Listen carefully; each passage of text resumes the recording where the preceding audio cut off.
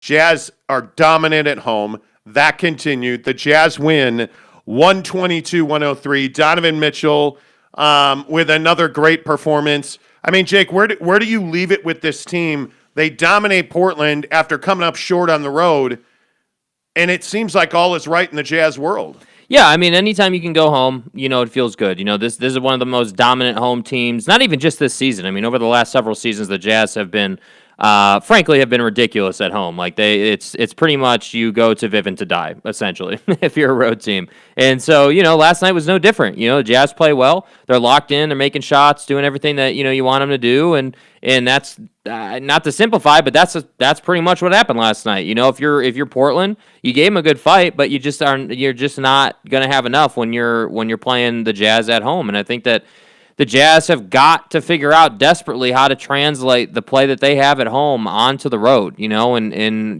we every single day, as you guys are well aware, we talk about the Jazz, we break down the issues, we break down the roster issues that prevent them from beating some of the better teams in the West.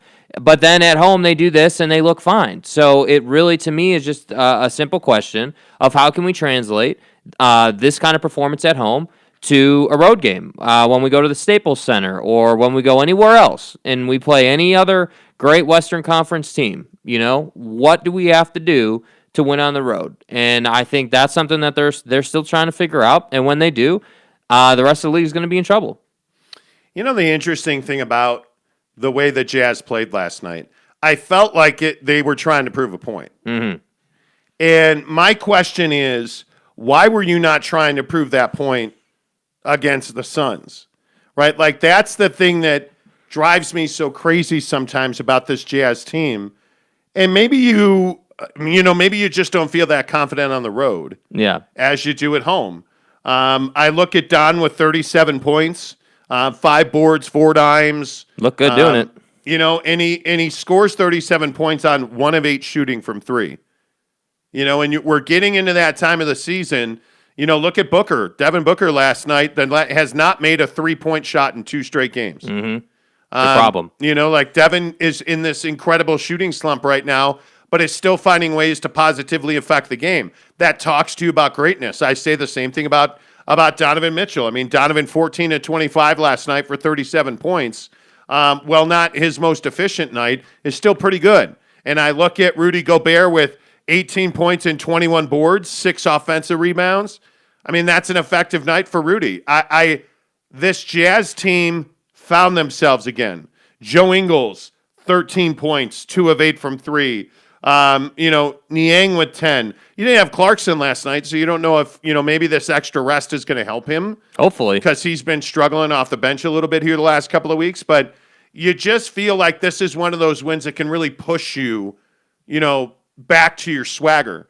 And tomorrow night at home against the Kings, you really want to see this exact same performance. Yeah, you want to be consistent, whether you're playing Portland or Phoenix or the Kings or whoever. I mean, you want to be able to bring that same level of effort and frankly, the same level of quality every single night. And the issue becomes that, this team, you talk about Donovan or anybody else on the team, they're just not shooting well, I mean, at all. And so they're having to find ways to win games by not shooting the 3. And maybe this is a as frustrating as it is to watch them shoot all these bricks from 3. Maybe this is a gift. Maybe we can turn this into a good thing by saying it's forcing them to score in the paint. And with that being the case, hopefully they can apply that into the postseason. But I still look around the Western Conference, and I'm still saying to myself, hey, the Clippers are coming, man. They looked really good last night. They've looked good the last several games. Obviously, Phoenix goes without saying. And, these injury projections for the Lakers make you wonder, are the Lakers going to make a late season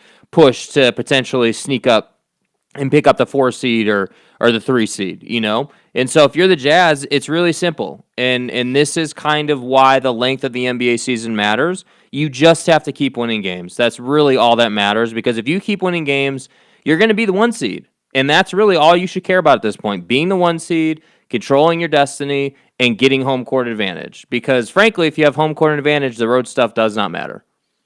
Yeah, I mean, I think the easy thing to say is you got to keep winning games. Mm-hmm. But that's incredibly difficult to do. I think when you look at the way that like Donovan Mitchell performing at this level last night. I mean, this was a truly, defining moment. If they lose that game, they probably go on to lose several games. If you can't win at home, if you can't show your swagger at home, if you can't dominate at home the way Don did last night, the way the Jazz did last night, you have very little to hang on to. You're left with very little. And I think that's one of the things that really come away from in this game is that the Jazz can count on that home court advantage. And the Jazz can count on Donovan Mitchell. And it was interesting, watching the TNT postgame show last night. They were talking about how Shaq and Donovan Mitchell had that awkward exchange. Mm-hmm. And Donovan comes out and performs like this. And the guys on TNT were saying, well, this is exactly why we criticized him, because he wasn't doing this. And I have to agree with that. I think you're seeing Donovan Mitchell growing and developing as a basketball player, and I think you're seeing him, Jake, grow and develop as a franchise icon. Yeah, and I think that he understands that he's got work to do to kind of solidify himself in that superstar cut of players. There was a lot of talk on the show this week in our comments on YouTube about how, Devin Booker and Donovan Mitchell and, the Jason Tatums of the world, like that cut of player is not superstar level player yet. And I tend to agree with that. I think that those guys still have work to do. I think Don is somebody who, last night he broke some dudes off. I mean, and he makes it look, when he's on, he makes it look real easy. And that's the scary thing. He can come out and put up, 35, 40 with really, and I'm not going to say minimal effort, but it doesn't look very difficult for him when he's doing that. And that's the beautiful part of his game. My whole thing with Donovan just is that, can he carry a team like a LeBron or a Durant or, that level of player? Can he become that? Can he mature into that? And if he can, if you're the Jazz, that's great news, because then you don't have to spend as much money on the roster. So I don't know, man. I love where Donovan's game is going. He's definitely stepped up. I just think you have to continue to do it. That's what really separates LeBron and Durant and all these other guys from the second tier. We can count on LeBron James. We know one of two outcomes is going to come from a LeBron James game when he's out there playing regular minutes. He's either going to have 30 and probably like 7 or 8, or he's going to have 25 and he's going to have like 12 to 15. So really, just depending on the flow of the game and what he needs to be doing. And that's what I think, that's what Don needs to get to. Yeah, and I think he will get there. I really do think so. I think he is certainly capable of that. It's a matter of development now. It's a matter of him, and he wants to. He has always showed that desire. So it'll be interesting to see what happens. I look at the Suns last night, and I see a team that was out of gas. That's what I saw from the Suns last night, because they're not used to the effort and the energy it takes to be the best. You look at the Jazz, they've been on top most of the season. They have been the hunted. It is much, in my opinion, it's much easier to get to the top than stay on top. And the Jazz have now shown wherewithal. I look at the Suns last night. That looked like a tired bunch. Chris Paul was not the same player. You look at DeAndre Ayton, and I don't know how many times we can have this conversation about DeAndre Ayton. I know there is a large swath of Jazz fans who thinks, the guy walks on water. Kawhi Leonard does not think that DeAndre Ayton walks on water. Did you see? Oh, my God. Did you see Kawhi Leonard just dunk? I mean, he didn't dunk on DeAndre Ayton. Yeah. He destroyed him. He detonated on DeAndre Ayton. He just owned him. Torched him. At the rim last night. And I that's who DeAndre Ayton is. DeAndre Ayton, and I can only say this so many times, he doesn't catch the ball well. He is not a fierce physical player. He is a guy that when he is dialed in, has tremendous want to, effort. He can bring energy. He's a laid-back guy by personality, by nature. Those guys don't typically make great power forwards or centers.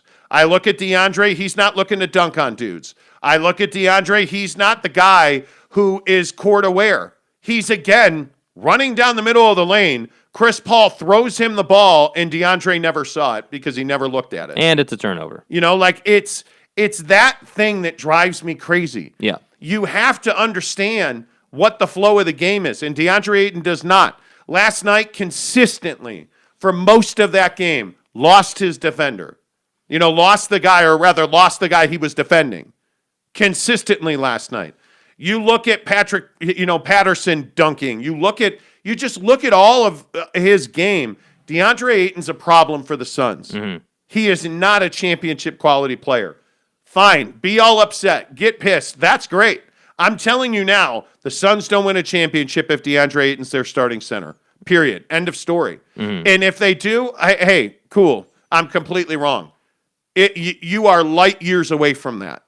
And you want to talk about, I was having, huge Twitter debates the other night with guys about the quality of DeAndre Ayton. Mm-hmm. Where was the quality?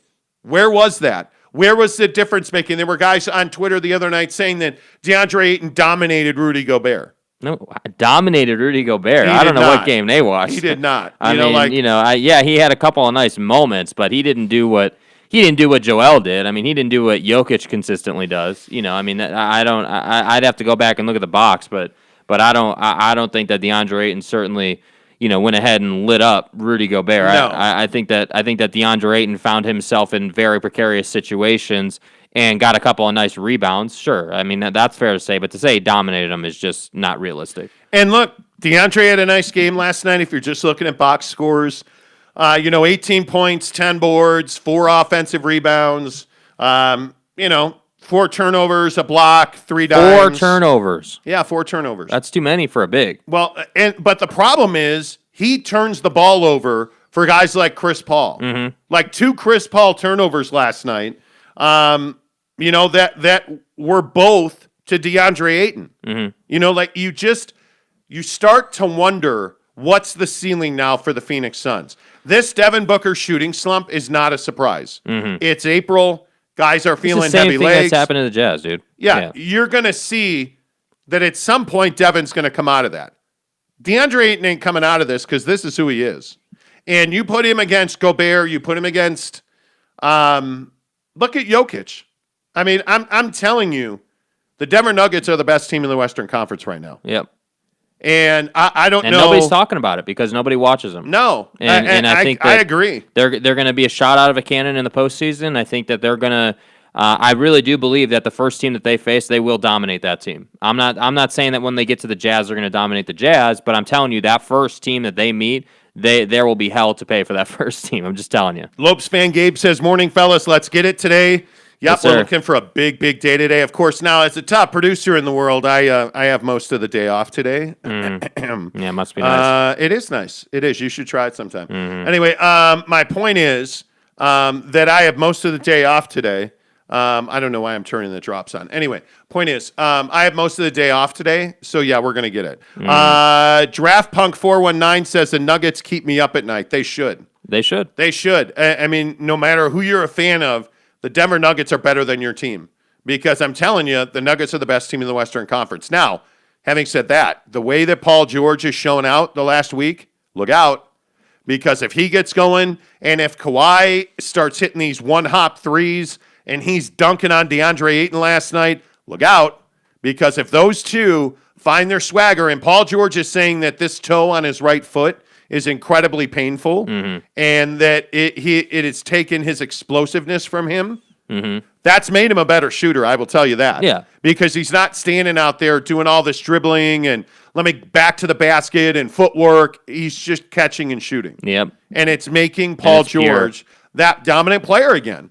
And I think that's when you really start to look at the clips and you're like, hey, got to be careful here. The problem, though, that I have, and the reason I don't think the Clippers will get past anybody to get to the finals is because Paul George is a mentally weak player. Like, he has these great stretches, but then he disappears, and they have this odd dynamic where in a postseason they just cannot get it going in a series. And I don't know, maybe this year's different. Maybe he's found a way to get over the hump. I don't know. But I'm just telling you, like, I don't have any doubt that a 100% healthy Paul George can dominate any team. I mean, he is that skilled. He's that good of a scorer. He's right there with the KDs of the world in terms of scoring and being an offensive force. And really the only question that remains for Paul George is what are you going to do to keep your mind right And are you ever going to win a championship? Are you ever going to get to a place where you're in the NBA Finals consistently? Because he hasn't been that guy. He's been consistently in the postseason. He's battled LeBron. If you all remember that dunk on Birdman against the LeBron James-led Heat, that was one of the best moments of Paul George's career. And he really hasn't been to that peak since, frankly. Yeah, and I'm curious if he ever gets back there. Yeah. I am. Who's the best team in the Western Conference right now? I think I am on the Denver Nuggets. Pretty tight right now. Yeah, I don't have any doubt it's the Denver Nuggets. I think that the Jazz are right there. My biggest concern with them matching up against the Nuggets is, again, all the flexibility that the Nuggets have in the way that they go about beating you. So if the Jazz want to play one way, the Nuggets are going to exploit the weaknesses of that decision, And so really, that's why I put the Nuggets ahead. It's not because they're just such an outright better team. They just have more flexibility in their starting five, which allows them to do things the Jazz can't do. The other thing that I think is interesting is this conversation about how deep is the Jazz bench. I don't think Quinn Snyder trusts Oni yet. Mm-hmm. Not on the level that you need to trust him to let him play. Mm-hmm. Jordan Clarkson, I think, is by far the sixth man of the year. Yeah. I don't think it's close. He's going to have to get back to his previous form. But I look at guys like George Niang. Would you say that's good depth? I wouldn't. Good is not the word I would use. Useful, sure. Guy can make some shots. He has a role. Guy can make some shots, but he's not somebody you want playing even 20 minutes a night. If I look at who are the guys that really impact off the bench, Jordan Clarkson. Mm-hmm. Joe Ingles, certainly, who I still maintain should be starting. Mm-hmm. I look at Derek Favors, who's found youth in those legs. Mm-hmm. He's got tremendous bounce right now, which I think is a big tip of the cap. Yep. I look at Niang, and I think those are the guys. Those first three are really the three that is your bench. Yeah, they play on a regular basis. They play. They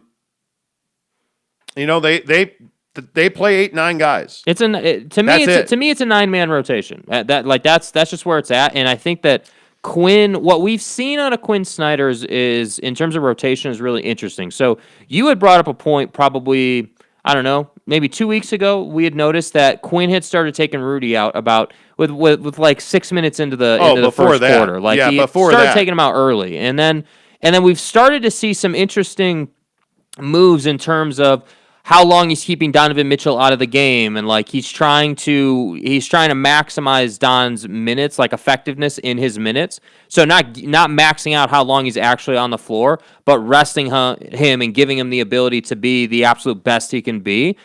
And I just don't think that they're going to be able to afford to do that in the postseason. I don't think that Don's going to be able to play, anywhere below 35 minutes in the postseason. He's going to have to be way higher. I don't see how that's possible. Yeah. I don't see how it's possible. And I think that's the interesting question about Rudy Gobert. Yeah. Depending on the matchup, I mean, you're probably not going to play him heavy minutes. I would think he's a 32-minute guy. Mm-hmm. I think there are late game situations where Rudy's got to go out. I mean, again, even against Portland, we saw them. What were they doing? Mm-hmm. They were switching him on to C.J. McCallum, and C.J. was going at him. Yeah, C.J. was going at him and having success. Now, who cares? Jazz won the game. Mm-hmm. But at some point, that's going to come back to matter. Mm-hmm. And I think we saw it against the Clippers. By the way, real quick on the Clippers, I hate Patrick Beverley. I will just continue to say this. That play on Chris Paul last night was intended to do one thing, to injure Chris Paul. And I just think that's what you cannot have. Now, he got a flagrant 2 and he was ejected. But those are the kind of moments that will submarine a season. Yeah. And you look at what Pat Beverly did last night, he's lucky they won that game. Because if they'd have lost that game, that would have been one of those moments that would have been a real difference maker. But I think we saw, my point was, the Clippers switching Rudy on to Pat Beverly. Mm-hmm. You look at Denver. Denver's got all kinds of guys. What do you do if you switch Gobert on to Murray, Michael Porter Jr., like Aaron Gordon? Those are impossible matchups for Rudy to win. Yeah. All those guys can hit threes comfortably. I mean, those are tough matchups for him to win. Yeah, and I think you'll see the Denver Nuggets go at Gobert consistently with Aaron Gordon, and I think that this goes back to the physicality card. There was a stretch there where NBA teams were going after Rudy Gobert. They were putting their shoulder into his chest. Like Zion Williamson went right after him. Now Zion lost some of those battles. Like he went up a couple times, Rudy blocked him, and then he also won some of those battles. And so I'm just telling you, I think that when the postseason gets here, you're going to see teams go after Rudy. They're going to try and get him in early foul trouble, and they're going to try and get him off the floor. That's what's going to happen. It's the recipe for success. Yeah. I mean, that's what you have to do, and you have to find ways to get guys like Royce O'Neal against the Suns the other night in foul trouble. Mm-hmm. It makes him much more conservative defensively. It helps the Suns. Correct. These are all things you have to think about going forward. But to answer the question directly, I think the Denver Nuggets are the best team in the West. Yeah. And will that bear out in the playoffs? I don't know. We'll see. I mean, can the Suns maintain their level? We'll find out. I mean, they went to LA last night and did not look good. Mm-hmm. They don't. I look at some of the games that the Suns have coming up, and I'm telling you, this schedule for the Suns and the Jazz, while different, the Sacramento Kings are that matchup that's difficult for the Jazz. So Saturday night, now this game's at Vivint Arena here in Salt Lake. The Viv. My point is that's a huge advantage for the Jazz. But if you look at the Suns, host Washington, that's a game they should win. Definitely. That should be your bounce back game.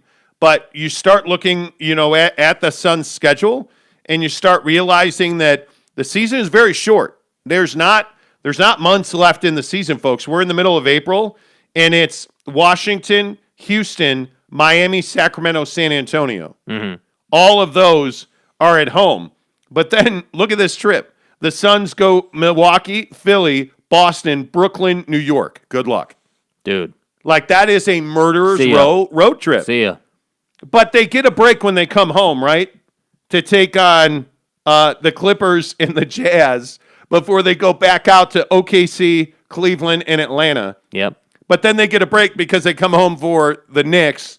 Oh, but that's okay because then they get a break and they go on the road for the Lakers, Golden State, back home for Portland, and then they finish 2 at San Antonio. Yeah, dude. Good luck. Brutal. That schedule and that's the thing. It's going to test their quality. And I think that, when your points about DeAndre Ayton, your points about the rest of the team, I think they're going to be tested. And I think that's the greatness of the NBA season. Again, I know I keep going back to it, but this stretch of the NBA season every single year is going to determine what you do in that first playoff series. Because if you're exhausted going into the postseason, you're probably not going to have a lot of success. And this isn't just about the Suns either. I think as much as we've gone over the Jazz schedule and run that thing into the ground. Cake. It's the Jazz schedule compared to the Suns is cake. Yeah, but I know. But what my point is that the Jazz have to be mindful of making sure that they stay fresh for the postseason because that's when it's really going to matter. I mean, it doesn't matter. At some point, they're going to lock up the 1 seed, and at that point, you got to relax.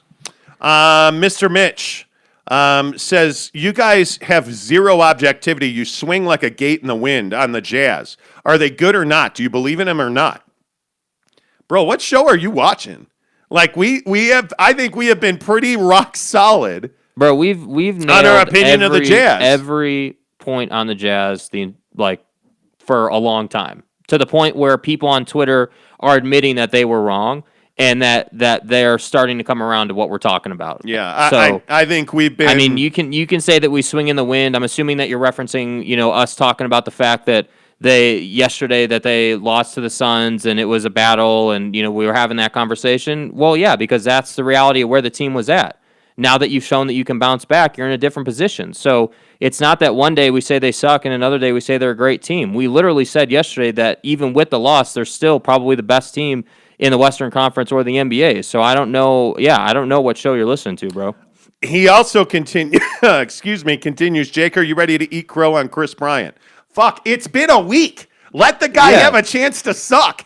Right? Yeah. What do you mean? Kidding. What do you mean eat crow on Chris Bryant? Well, he's got a couple of home runs. You ripped Chris Bryant pretty good. And I'll continue to rip Chris Bryant until he gets to the All-Star game. Until he shows me he can be a 280 hitter and give me 30 bombs every single season. Until he hits 5'10" and hits 70 home runs. I'm not even asking him to be a 300 hitter, dude. And I want 200 RBIs. If you're not going When to did give it? me Hold on, 200 hold on, RBIs, hold what on. good is he? When did it become acceptable for Chris Bryant to be anything other than a 300 hitter and hit 30 home runs? It didn't. When did that become It didn't. acceptable? It didn't. I don't know if anybody's paying attention. There's some guy playing in St. Louis that's the best third baseman in the division. So Chris Bryant might want to get on his game and might want to start earning that contract that he wants so desperately. Yeah, Nolan Arenado is who you're talking about. The Cubs should have traded for him. I would have no problem if the Cubs traded Chris Bryant. We've talked about this a lot, and Mr. Mitch also mentioned Craig Kimbrell's save yesterday. He's a huge Cub fan, in case you didn't notice. Yeah. Craig Kimbrell and Chris Bryant for this year's Cubs are two things: trade value. Yeah. That's it. Because this team's not going to contend at the top of this division. Mm-hmm. I don't know how the Cardinals don't win 90 games accidentally without trying, or, you know. They've got better pitching. They've got a better lineup. They've got better defense. They're the best team in the division right now. Yeah, I mean, the Cubs' best pitcher is in San Diego, and his name is Yu Darvish. Yeah. It just is. It's the destruction of that team's remarkable. Larry says, this is the first time I've watched your show. You're crazy about the Clippers. They're the best team in the Western Conference. Do you guys watch games? Well, there it is. There it is. There it is, Larry. Yes, Larry. There's our favorite line. Yes. Do you guys watch games? Do you guys even watch basketball games? Have you guys seen one game ever? Do you know it's not? This isn't the Australian. I got a guy yesterday. What, are you watching the Australian Basketball League? Yeah. Oh, my bad. That must be it. Yeah, I forgot the Australian Basketball League is on TNT last night. I love it. The Clippers should be the best team in the West. Even when everybody's 100%, the LA Clippers should be the best team in basketball. They're not, and it's not close. And that's because they have no chemistry. You have guys in LA that are mentally soft. Period. It just is what it is. And I know that's probably upsetting the Clipper fans. I think that do you watch even games guy that we've had so many times on this show is what's called an NBA casual. Somebody who watches games sometimes, then goes and looks at the box score and says, well, Paul George had 30 last night, and he's an all-star, and everything's great, and they got Kawhi, and everything's cool. But what they don't understand is that just because you have names on paper does not mean that you're the best team in the league. And I'm telling you that the Clippers are mentally soft, and they will be had once again in this postseason. They may get to the Western Conference Finals. They're not going to the NBA Finals. I'm just telling you right now. Yeah, I just love it. I love it. Yeah. By the way, do you guys watch games, guy? Really makes the show better. Honestly, it's just funny because it's so consistent to the point where, again, I know I keep referencing people on Twitter, but we get people on Twitter making jokes about it because of how many people are like, do you guys even watch games? Hey man. Hey, man. Come on, dude. Seriously. On the Jazz, I think we've been pretty straight down the line. I mean, 10 minutes ago, I just said they locked up the West. Mm-hmm. I mean, I think it's going to be very difficult to catch them. They played exactly as they needed to play. Good morning, Trevor. He says, great content, guys. Keep it up. You guys have been consistent on the Jazz. Hashtag take note. Exactly right. Thank you, sir. Brandon Whitesides, who Brandon, without even reading his comment, must be very happy this morning. Just woke up with a smile. Oh, congratulations. No, I'm not going to make a joke there. Jazz win, Suns lose. Jazz were 2 points away from shutting the door on first place. I think they have shut the door on first place. I think that's over. I think that this game last night for the Jazz was definitely the most impactful, most important, most meaningful game that you've played all year. Just simply from the standpoint of you were coming off a loss to Phoenix, a hard-fought loss. Both teams. The Jazz and the Suns are both clearly tired. The Jazz definitely played better last night than the Suns did in their game. And I think that now, like you were just saying, it's going to be really difficult to catch the Suns for that one seed. Barry says, yes, you guys are remarkably consistent. You never talk about the Knicks. Why do I watch? But you watch every day, Barry. Barry loves that sarcastic humor. The Suns' schedule is far from easy. What are you talking about? He didn't say the Suns' schedule was easy. What are you talking about, bro? Help me. Are you listening? I said the Jazz schedule. Yeah, he said the Jazz schedule. Dude, bro. The Jazz schedule compared to the Suns' schedule is easy. The Suns have Murderers Row. The Jazz have, and it depends. Like, how are the Lakers going to be healthy? The Jazz are back to back in LA on the 17th and the 19th. Mm-hmm. Are the Suns going to be healthy? Or, excuse me, are the Lakers going to have AD and LeBron back for that? Yeah. There's some thought that AD is going to come back next week. We'll see. Here's the Jazz schedule. Sacramento, Washington, OKC, and Indiana at home now for this stretch. They're at home most of the second half. So, wait. So, Sacramento, Washington, Indiana. Oklahoma City. All wins. Back-to-back at LA and then at Houston. I think those The are... back-to-back at LA, I could potentially see dropping one of those. Depends. Are AD and LeBron playing? LeBron won't be playing. They're not saying he's going to be back till the 30th. Yeah, I think so. AD could be back. I wouldn't. I just wouldn't. I think those are 3 wins. Yeah. Back-to-back against Minnesota, one there, one here. Wins. A 3-game trip at Minnesota, at Sacramento, at Phoenix. I think 2 the of those Phoenix are wins game, for sure. Phoenix game is a toss-up. I think so. Depends on the night. Home for Toronto, 2 against San Antonio, Denver, and Houston. The Toronto game, they should win, but that would be a game that I would highlight on the schedule as one that might be kind of a dogfight, frankly. Yeah, Toronto's not an easy team to play. Yeah. The Jazz are far better than the Raptors. For sure. Better. I just think that the Raptors, somehow, some way, man, they've always found a way to just be this tough, like, gritty team that makes your life really Grind difficult. it out. Yeah. That Denver game, by the way, is a really that's game, a must dude. win. Huge game. At Golden State, Portland, at OKC, at Sacramento. Don't overlook the Warriors, dude. You should beat the Warriors, but don't overlook them. I think I see 2, maybe 3 games you got to look at. Yeah. That Denver game's the one you have circled. Yeah. I mean, there's just no question about that. I think they're fine.